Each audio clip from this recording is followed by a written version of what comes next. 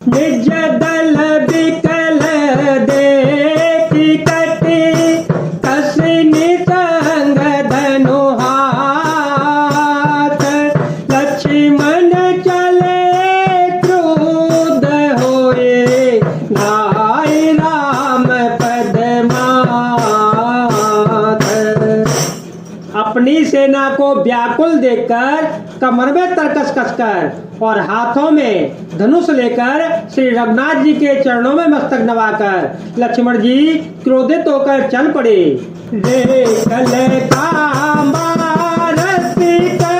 भालू मोहि बिलो कुपोर में कालू हो जस रहे ओ कोई सुत गाती आजो निपाती जुड़ावो छाती अस कही चाले सिबान प्रचंडा अस कही चाले सिबान प्रचंडा लक्ष्मण किए सकल सतखंडा कोटे आय दुरावन डारे कोटे आयो धरावन डारे दिल देवान करी काटे निवारे दिल देवान करी काटे निवारे। लक्ष्मण जी ने पास जाकर कहा, अरे दुष्ट बानर वालों को क्या मार रहा है, मुझे देख मैं तेरा काल हूँ।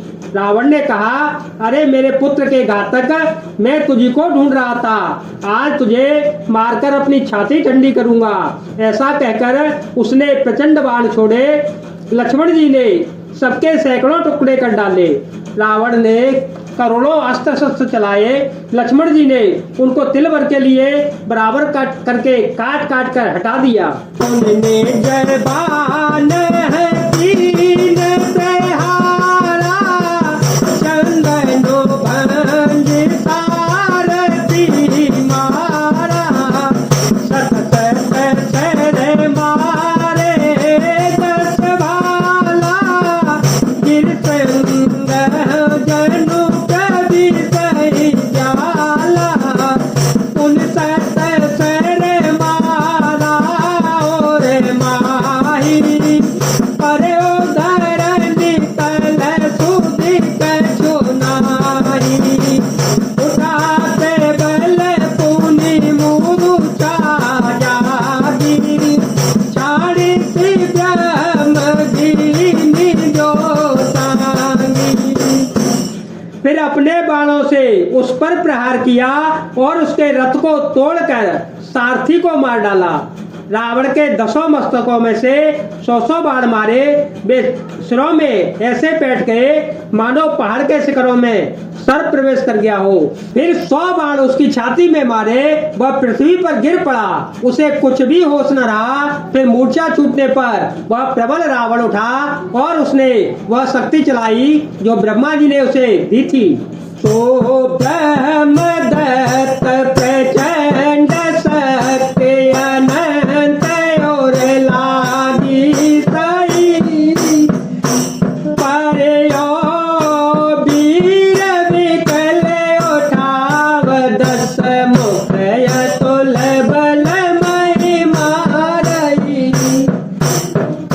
ब्रह्मांड भवन विराज जाके कसरज मिरज कनी,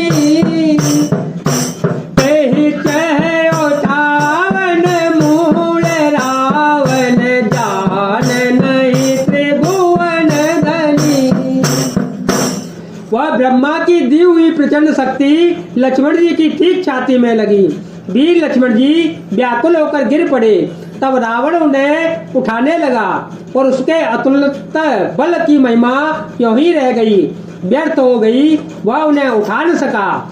जिनके एक ही सिर पर ब्रह्मांड रूपी भवन धूल के एक कण के समान विराजता है, उन्हें मूर्ख रावण उठाना चाहता है। वह तीनों भुवनों के स्वामी लक्ष्मण जी को नहीं जानता। देखी पवन सुत धायउ, बोलत वचन कठोर,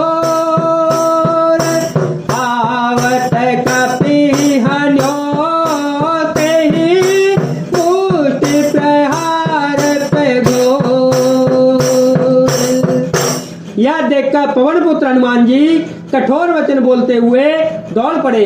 हनुमान जी के आते ही रावण उन पर अत्यंत भयंकर घूंसे का प्रहार कर दिया। जानो ते के करते भूमि जीरा, सवारी बाहो तरी से भरा, मुटकाए कताहे कभी मारा, अरे ओ तेल जनु वज्र बेहारा, मूर्छा के बहोरे सो जागा, कपि बल विपुल सराहने लागा, दिग दिग मम पौरुष दिग मोही, दिग दिग मम पौरुष दिग मोही, जो जियत रहे त्रिशूल जोई। हनुमान जी घुटने के टेक कर रह गए, पृथ्वी पर गिरे नहीं। फिर क्रोध से भरे हुए संभाल कर उठे। हनुमान जी ने रावण को एक घूंसा मारा, वह ऐसा गिर पड़ा जैसे वज्र की मार से पर्वत गिरा हो। मूर्छा भंग होने पर वह फिर जगा और हनुमान जी के बड़े भारी बल को सराहने लगा। हनुमान जी ने कहा, मेरे पौरुष को धिक्कार है और मुझे भी धिक्कार है, जो हे देवद्रोही तू अब भी जीता रह गया। अस काहे लक्ष्मण कहूँ कपि ल्यायो, अस काहे लक्ष्मण कहूँ कपि ल्यायो, देखी दर्शन विस्मय पायो, देखी दर्शन विस्मय पायो, कहर कुबीर समुझु दिए दाता, तुम कृतांत भक्षक सुर जाता, सुनत वचन उठे जय कृपाला, गई गगन सो सकति कराला, उनको दंडवान गई जाए, विभूषण मुख यतिया तुर आए। ऐसा कहकर और लक्ष्मण जी को उठाकर हनुमान जी श्री रामचंद्र जी के पास आए। यह देखकर रावण को आश्चर्य हुआ। श्री रघुवीर ने लक्ष्मण जी से कहा, हे भाई, हृदय में समझो, तुम काल के भी भक्षक और देवताओं के भी रक्षक हो। ये वचन सुनते ही कृपालु लक्ष्मण जी उठ बैठे। वह कराल शक्ति आकाश को चली गई। लक्ष्मण जी फिर धनुष बाण लेकर दौड़े और बड़ी शीघ्रता से शत्रु के सामने आ पहुंचे। आ तोरे बहोरे बेभंज चंदन सूत हते व्याकुल कियो, गिरियो धरनि दस कंधर, विकल कर बाण सत बेदियो,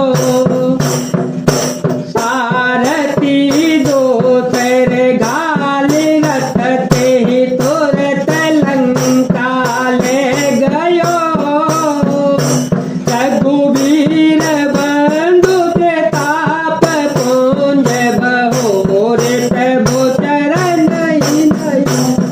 फिर उन्होंने बड़ी ही शीघ्रता से रावण के रथ को चूर चूर कर और सारथियों को मारकर उसे रावण को व्याकुल कर दिया। 100 बाणों से उसका हृदय भेद दिया, जिससे रावण अत्यंत व्याकुल होकर पृथ्वी पर गिर पड़ा। तब दूसरा सारथी उसे रथ में डालकर तुरंत ही लंका को ले गया।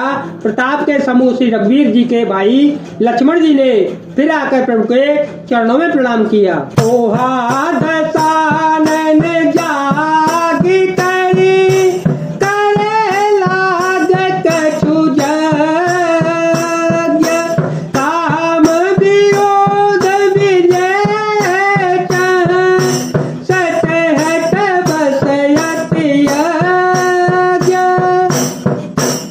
लंका में रावण मूर्छा से जाकर कुछ यज्ञ करने लगा। वह मूर्ख और अत्यंत ज्ञानी हठवश श्री रघुनाथ जी से विरोध करके विजय पाना चाहता है।